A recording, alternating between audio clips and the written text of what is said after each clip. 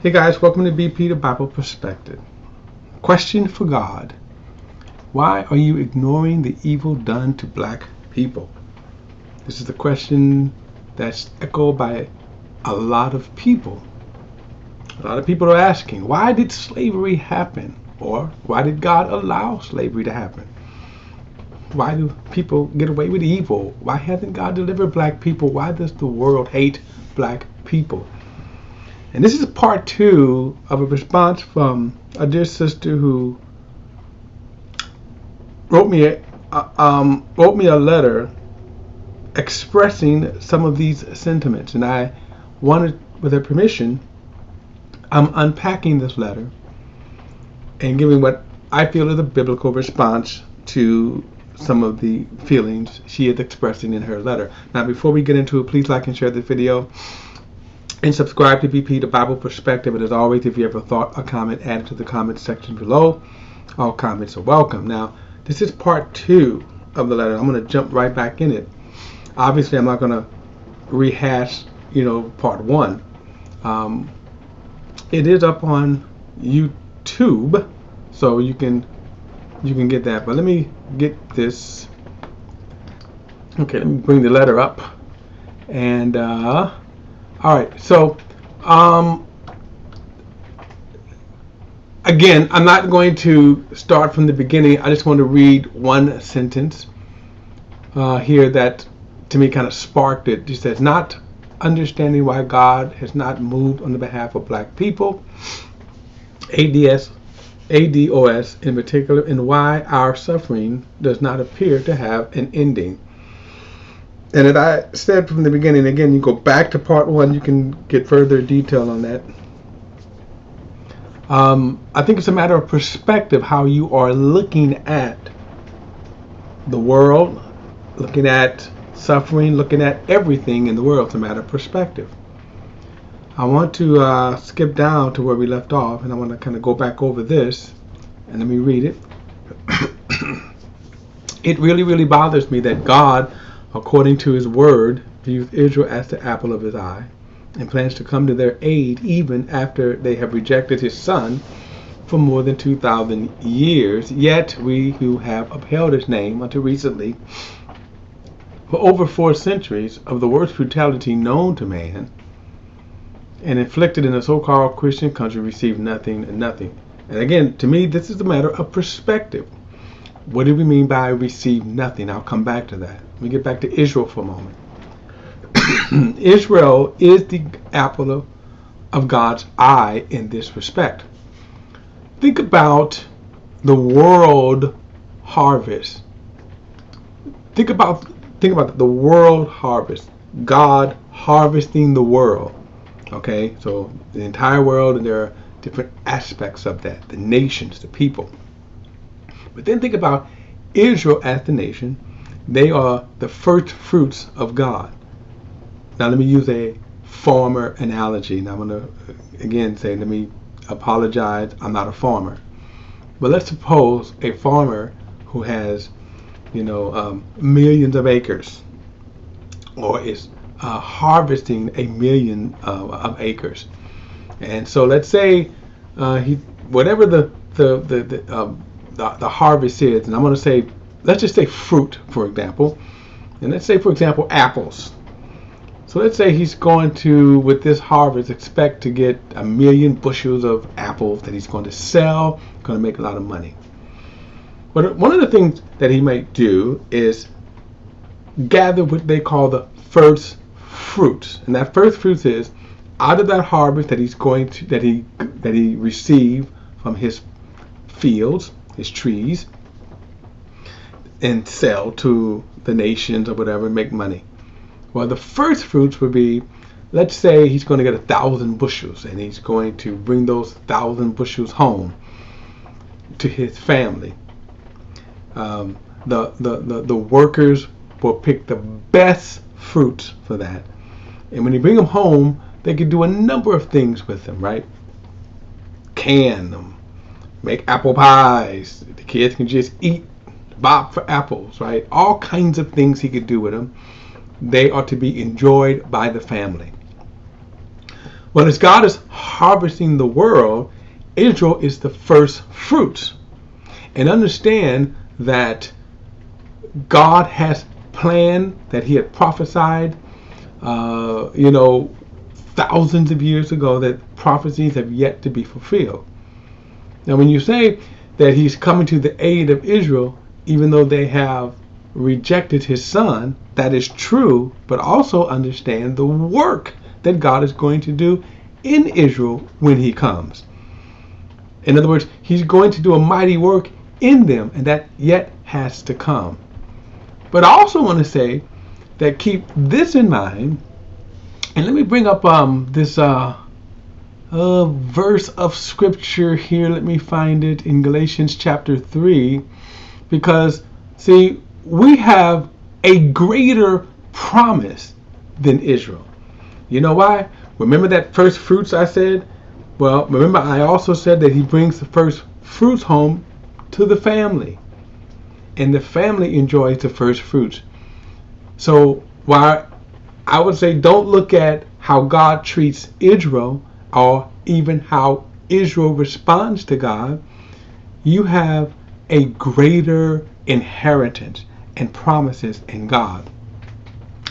So let me show you this. This is Galatians chapter 3, and I want to look at verse number 9. And remember Abraham, he's talking about Abraham. And let me go back to verse 6. And keep this in mind, that Abraham is the father of the nation of Israel. And so God's promise to Abraham and his seed, this is where he starts. But I want you to pay attention to something. Look at verse 6. He says, just as Abraham believed God, and it was credited to him for righteousness, then understand that those who have faith are Abraham's sons. And let me skip down. It says, let me skip down to verse number 26. For you are all sons of God through faith in Christ Jesus.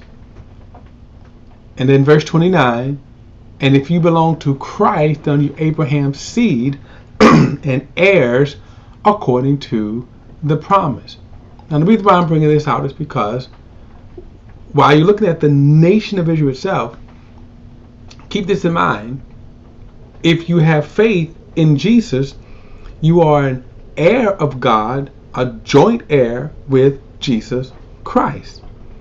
So we have greater promises. Now I want you to keep that in mind, because that's going to be important in some of the next statements our dear sister made. So let's get back.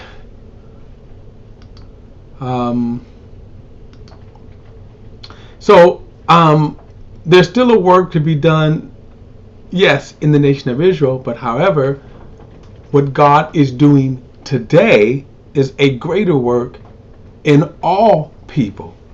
So the question is going to become here is, what are black people as a whole doing in response to God's grace and mercy? So when she says, we have upheld his name until recently for 4 centuries, I'm not understanding what that means, because how have black people as a whole upheld the name of Jesus? And did not black people actually was introduced to Christianity when they came to the shores here? Before Africans landed on these shores, what was the religion? Whose God were they following? So there's a lot of questions there to be answered. But for sure, the generations that succeeded, the initial, all of the Africans who came on these shores in chains, okay? Let's keep this in mind, that all of those Africans, let's say you would have a first generation of Africans that came in chains, but then the generations after them, Were they not introduced to Christianity on these shores? All right. Now, let me bring up the letter again. And I'll deal with the Christianity of the slaves just in a couple of paragraphs here, or one paragraph. So my point to this is I don't understand. I'm asking the question here: how have black people as a whole upheld the name? And then when you say and they received nothing, I'll take issue with that because there has been forward movement in black people. Slavery did end. Jim Crow did end. And and although yes, we are still dealing with those who hate black people, laws are changing. And there is a lot of progress with black people as a whole.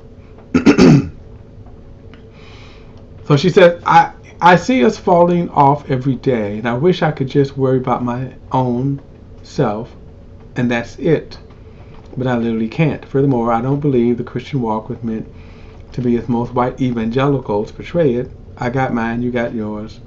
I believe it was meant to be a team sport. I got mine, thank God. Now, let me help you get yours. And let's help each other keep what we got. Now, let me say this, because now let me read the next. I'm gonna read the next sentence here.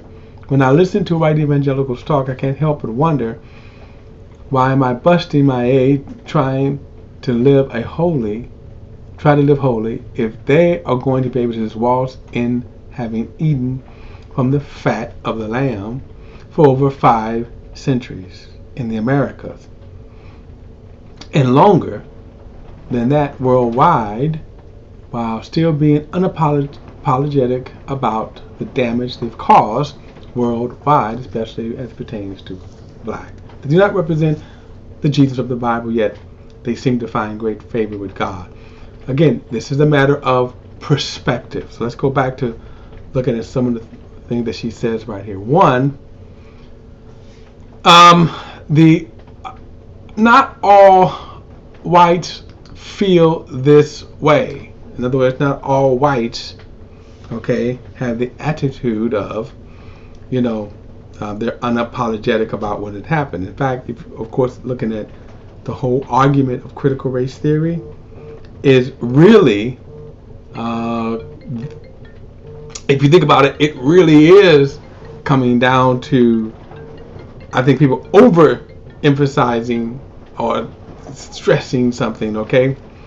In terms of some of the things going on in schools is what I'm getting at here. In other words, there are white people apologizing and they don't know what they're apologizing for. And then you have other white people, those who are fighting against critical race theory, right? So that's one aspect of it, okay? But let me just say this, that we can't paint with a broad brush. In other words, in every generation, there have always been white people who have stood with black people against the evils of racism. Excuse me, racism. So slavery, Jim Crow, or whatever. There's always been. Now, when we talk about white evangelicals, and I think that is a good terminology because white evangelicals have been the most guilty, but not all white Christians, okay? And that's my point. I kind of liken white evangelicals like the Pharisees.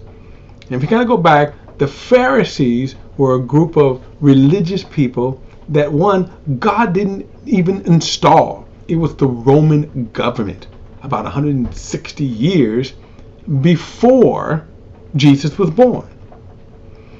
And so they were not so much as, the Sadducees and the Pharisees, even though they were political, the Pharisees were extremely pious. We would say today that they would be the evangelicals, the conservatives. But they also were incredible hypocrites. So, for example, why they say we believe in the Bible, the Torah, they violated it like you wouldn't believe. Here's an example. They criticized Jesus for grabbing corn from the field one time, saying he was breaking the law. He did not. The law actually gave him permission to do that. But on the other hand, remember when they lied? These were the Pharisees. They lied, and they framed a innocent man, Jesus, paid Judas 30 pieces of silver. And when Judas had a attack of conscience, and he came in and he said, "We have betrayed innocent man," he throws the pieces of silver on the floor. Now here's the most almost baffling thing to me. The Pharisees then, in the most pious way, said, "Well, we can't use this money for the treasury. It's against the Bible. It's against the Torah." But let alone that same money was used to frame an innocent man, let alone the Son of God. So, but at the same time, remember, not all the Pharisees were guilty. Even though the Pharisees as a group was corrupt, you had good Pharisees within them. Joseph was one. Joseph of Arimathea. Nicodemus, was one. And there were others, not necessarily named in the Bible. But the group as a whole, yes, was to be condemned. So what I'm saying is that white evangelicals who have been guilty in every aspect of racism in our nation, we also have to be very careful that not all whites are that guilty. Now, one thing I also want to say is be very careful about saying that, well, you're working while they are seeming to get away with something. Well, here's where you're wrong. Your salvation is not based upon anything that you do anyway. And just remember, for example, if you're trying to compare your good deeds with those of, let's say, racist whites, that is not right. Let me tell you why. Remember the Apostle Paul? If somebody said, well, how can they just waltz into heaven being racist? Well, first and foremost, you're assuming they're going to waltz into heaven. But the bigger issue is not their good deeds or their bad deeds that is allowing them into or excluding them from heaven.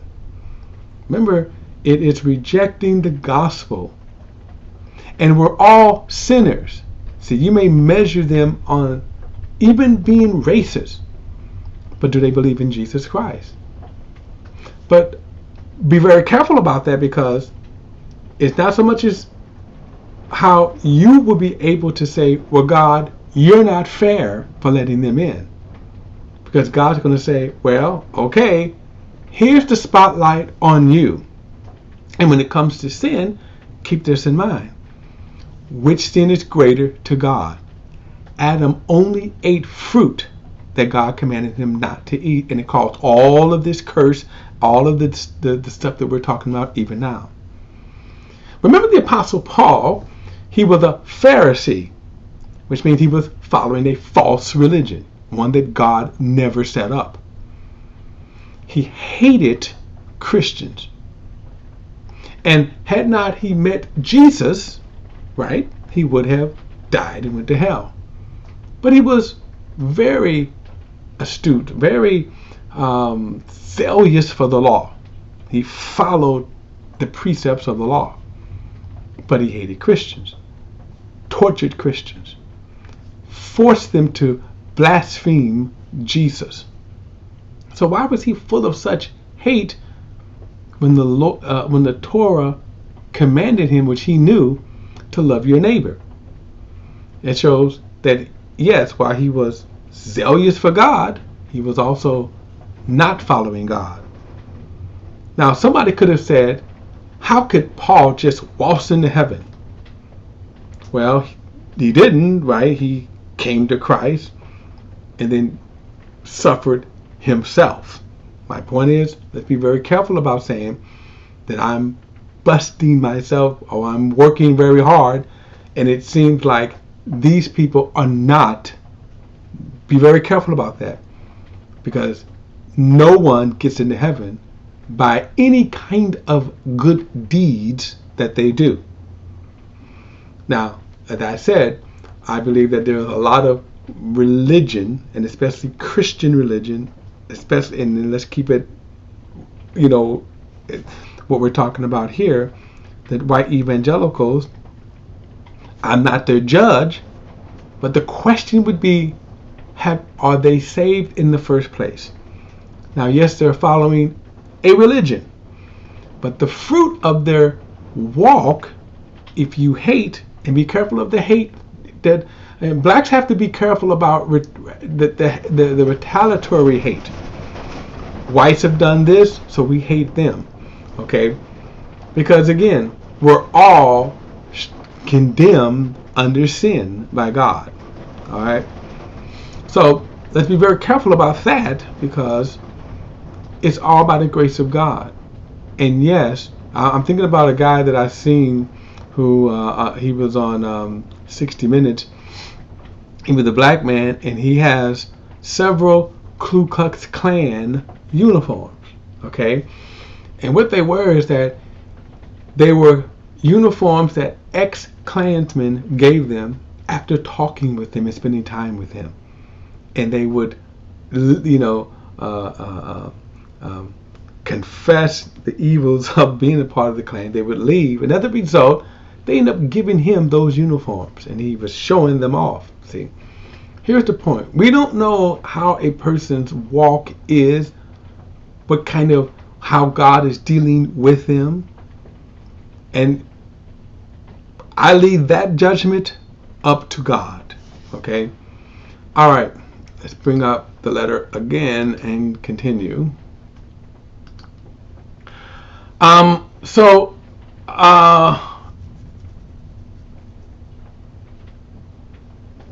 this last sentence here. Now, let me say this too, that when I see this as a, let me go back to the other sentence here. It says, when I listen to white evangelicals talk, I can't help but wonder why I'm busting my A trying to live holy if they are going to be able to just waltz in having eaten from the fat of the lamb for over 5 centuries. Well, remember, that's an assumption that they're going to waltz in. And if they make it in, it won't be because of whatever it is that they're doing. But by the way, remember, your works are not going to get you in either. And certainly you should not be looking at them in your walk between God. You should be looking at God. Because think about this. If you say, well, I'm not going to follow God, and later on our dear sister is certainly going to say that she's not going to walk away from God. But here's the thing here.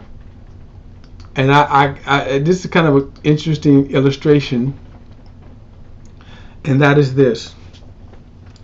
So even if our dear sister is absolutely correct in everything she says, God is still God. And I think about Job.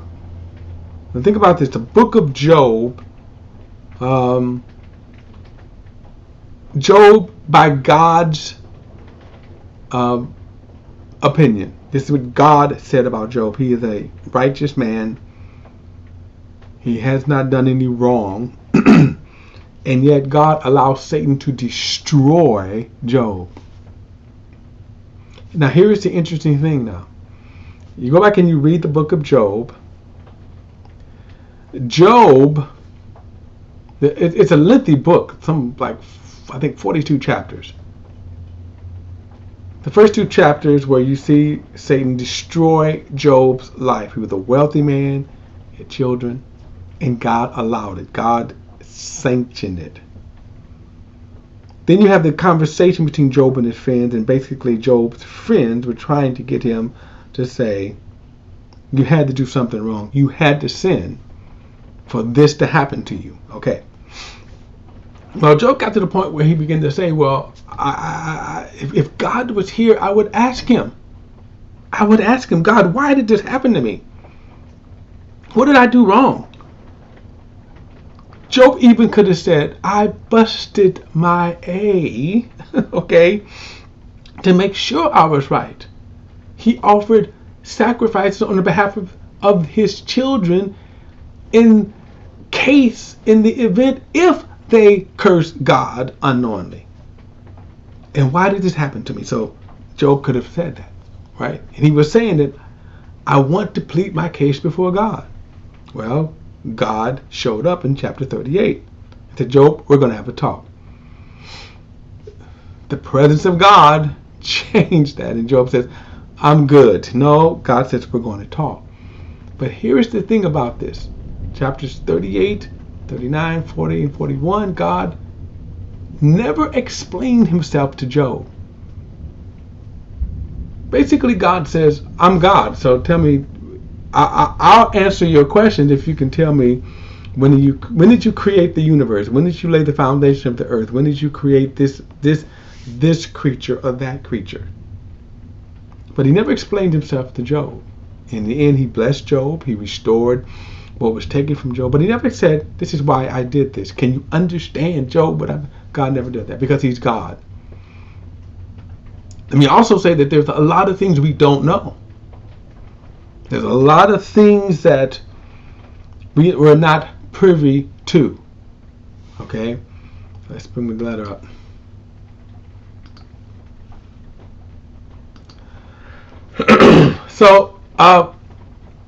So when she says right here that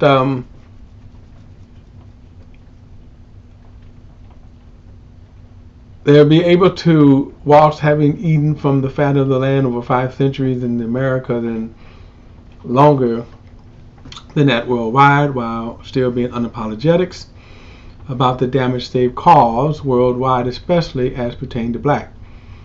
They do not represent Jesus of the Bible, and that is true. He said, but yet they seem to find great favor with God. Now, let me take issue with that statement here. How are they finding favor with God? Because of the evil that they do. Just take a trip down history, and you look at all of the nations that were evil and have done evil. Right? We can just go on. We don't have all of the nations. And look at how many times, if you were living during the Roman times, remember the Roman Empire lasted for about what?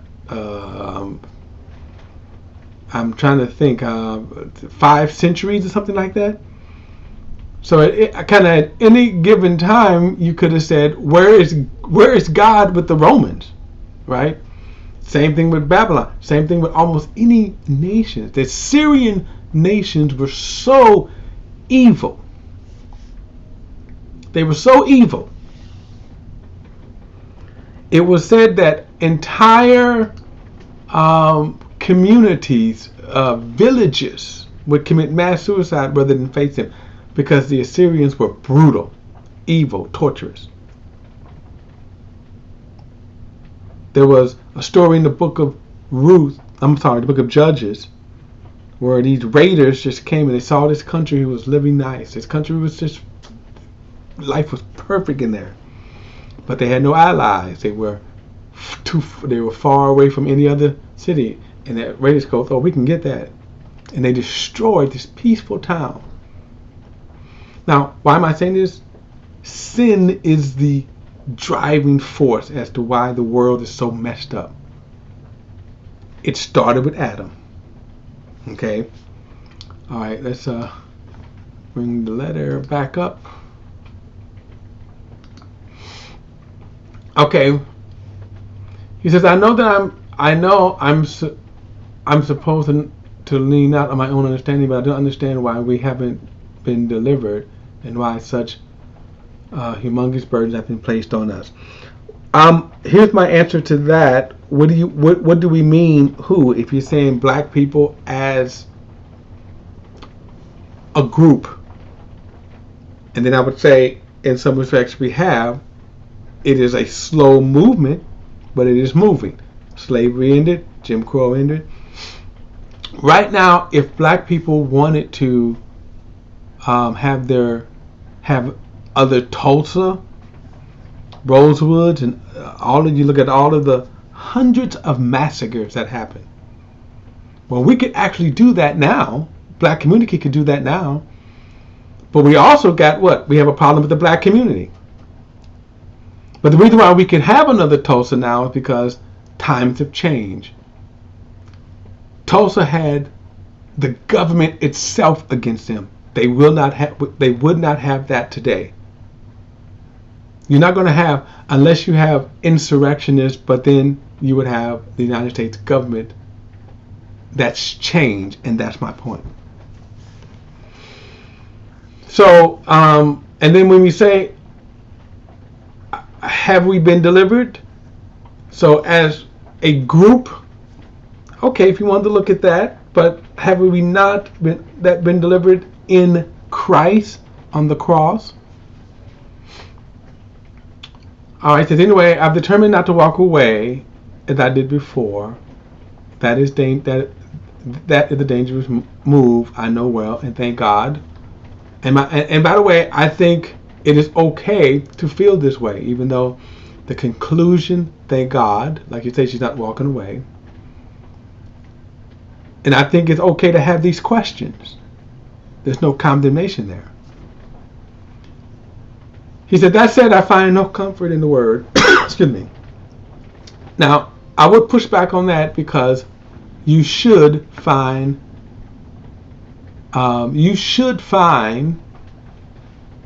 comfort in the word. And let me tell you how you should find comfort in the word. You can have comfort in the word by the promises that God has made us. Now let's keep this in mind. God never told us to have hope in this world. He never told us that. Our hope is always in the promise of what He has promised us, and as I mentioned earlier, heirs of God and joint heirs with Jesus Christ. We have this, and when I say this, this is not metaphorically either. We're not. When I say that we're children of God and heirs of God, this is not. I'm not. This is not. We are really the sons of God, heirs of God. The Spirit is crying in our hearts, Abba, Father. And that term, Abba, the term of endurement. Abba, Father. So, you have a lot of hope. What we shouldn't have hope in is, and I think I said this in part 1, keep this in mind, that there is going to come a day when Jesus will come back and straighten all this out. It's called the second coming. Right now, what is He doing? Gathering His family together. What is the hope of black people?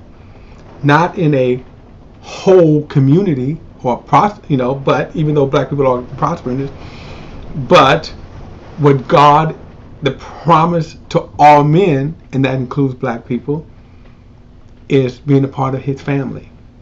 That's the comfort of the word.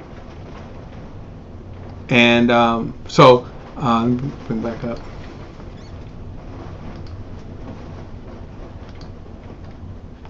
So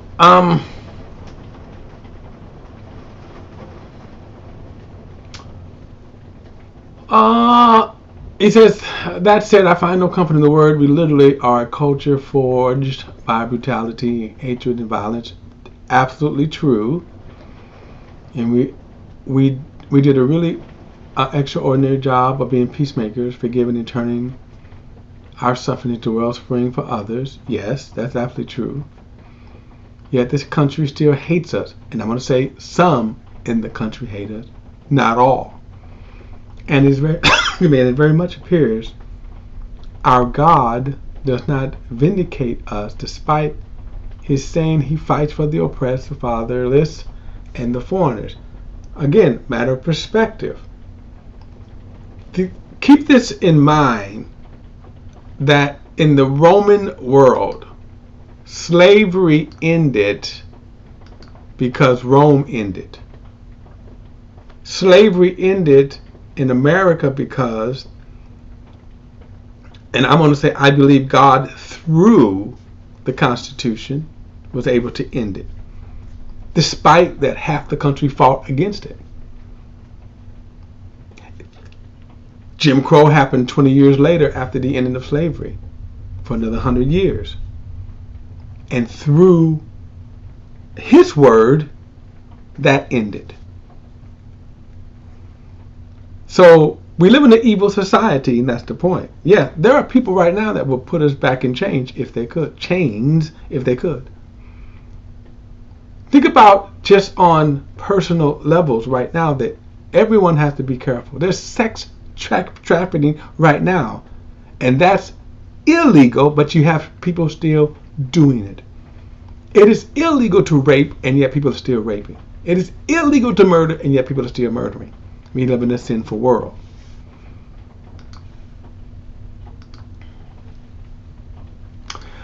All right, so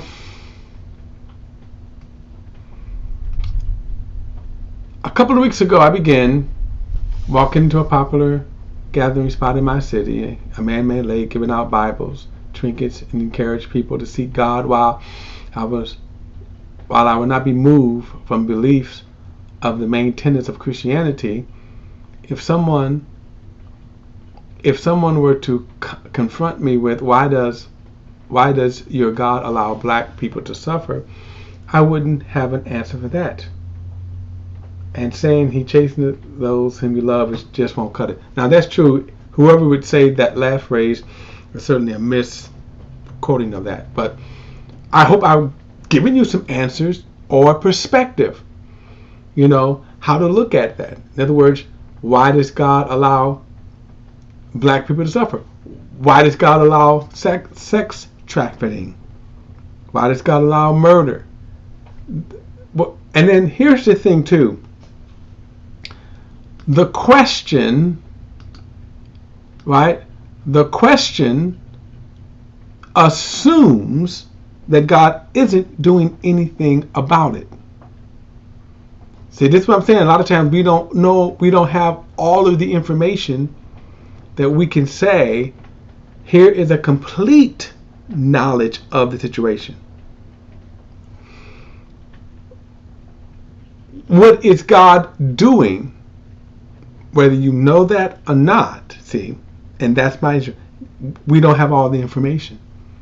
I challenge people all the time, like atheists, and say, you don't have all the information to judge God. Now there's going to come a day when, yeah, you're going to have that right. Job had it, and Job never presented his case because he said, I can't make a case against God. Even though God said, I destroyed Job without a cause. Without a cause. But he also said, I'm God.